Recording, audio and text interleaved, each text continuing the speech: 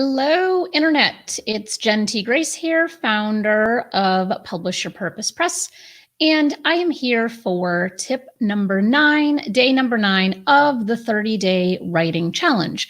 So over the course of these 30 days, you are working on writing 1,100 words per day over 30 days to equal a 33,000 word manuscript. So today's tip is talk to yourself out loud. It might sound a little bit like a wacky idea. However, bear with me. What can happen is that when we're working on something, whether we're writing nonfiction or memoir, doesn't matter. Oftentimes we sit and we are staring at a blank screen and there's just the little cursors just blinking at us, and it's almost taunting us because we are frozen and we can't think of what to write. One of the things that I have found has been tremendously helpful in getting words on paper is to use transcription or a talk to text or a voice memo or something in that vein to help you just get your brain and mind kind of moving to get the story flowing. Especially, this is very relevant when it comes to working on stories in particular. So if you're writing memoir, the whole thing is a story. If you're writing nonfiction, narrative nonfiction perhaps, in a nonfiction book, you want to include stories. You want to connect with your reader. You want them to feel a sense of presence of who you are as the author. So in order to do all of those things, you have to include stories. But what can happen is that when we're writing from a place of intellect and something that we know, so for nonfiction books, if you're writing about a topic that you're experienced in, that you have a business around, that you've been consulting around, whatever it happens to be, those tend to be really easy things to kind of crank out because it's second nature. It's your expertise. It's what you know.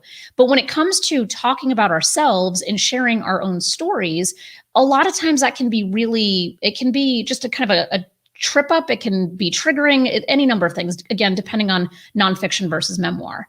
But if you consider talking to yourself out loud, you can actually get a lot of content down on paper by opening up your phone. There's a voice memo app on at least the iPhone. I'm confident there's one on the other devices.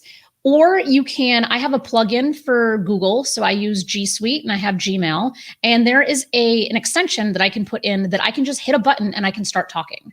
So you don't necessarily have to record yourself solely, then go pay to have it transcribed. You could use a talk to text type of program. It depends on how fast you talk, of course, of whether one of those talk to text type of dictation programs can actually keep up with you. So if you do talk fast, as I tend to, I would just open up the app on my phone and just start rambling. Just start telling the story, talking about whatever your expertise is, whatever it is that you just need to get out. Just open up your phone and just start talking. It's amazing how it requires us to think about how we're going to state something or think about the context of which we're saying, whatever it is that we're saying, when we're forcing ourselves to talk aloud and get out of our head. I find this tip to be very, very helpful. Tip number 10 tomorrow is going to build off of this tip today. But today, I would really encourage you, if you are finding yourself sitting in front of that blank screen and you're just feeling stumped, I would encourage you to at least try this. It can't hurt. Just spend 10 minutes even and just start talking out loud. You can find a quiet place if you can to talk out loud to yourself.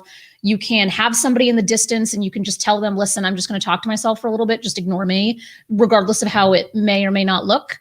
It's fine. If this is what will help you get words on paper because you are feeling stuck otherwise, I would absolutely encourage you to explore this. And again, tomorrow's tip will build upon this one.